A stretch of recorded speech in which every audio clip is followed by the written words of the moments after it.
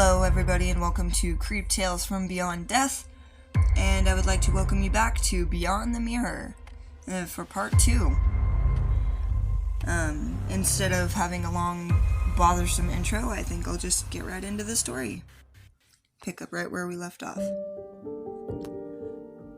Rarity wasn't sure what was going on, but if anyone can help, it would be Twilight. And so she stands and makes her way around the library she now found herself in, to try and find either Twilight or Spike. But so far, no sign of either of them. She could only think of where they might be and what they might be doing, just to keep her thoughts. And as she thought this to herself, Twilight walks through the door. "Hey, Rarity, you awake?" Twilight calls, not realizing she was in fact awake, and hating every moment of being alive right now. Her head was throbbing and her muscles ache, and all she wanted to do was go home and cry. But there is no home now, is there? That one has been tainted. She shakes her head and snaps herself out of it again, trying her hardest to stay out of that weird funk she keeps going back to.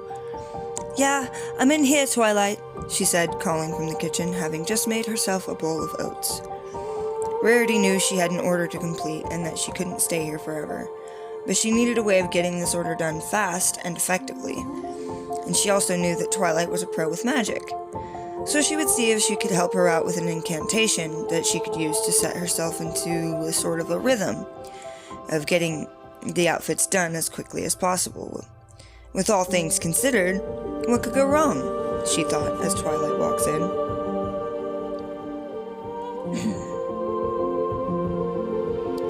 As Twilight walks over to Rarity, she glanced at Rarity's appearance to see if her mental state had changed at all, and from what she saw, Rarity was in fact her normal self, so she continued her approach. "Twilight," Rarity says softly. "Yes, Rarity?" Twilight states blankly. "I need your help with something, but I want you to promise me something as well," Rarity asks with hope in her voice.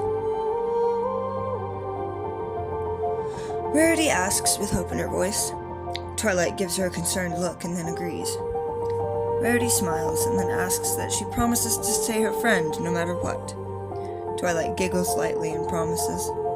"Now what's that favor you needed?" she says, now lighthearted about the situation. "Well, I have an enormous order I have very little time to get done, and I won't have much time to work on it either due to the fashion show this coming weekend.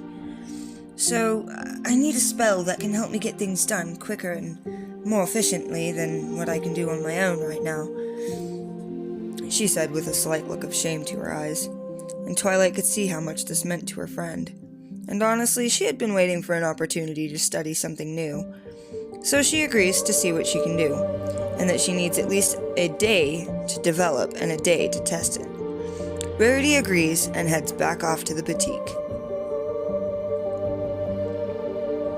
The next day, Twilight stops by the shop to see how Rarity had fared through her first night alone. Back there, and she was sitting at her table in the dining room having a nice cup of tea and reading a book. Twilight knocks on the door. Rarity swung it open and invited Twilight to come in for some nice relaxing tea herself, and Twilight accepted. "So, I bring good news, Rarity.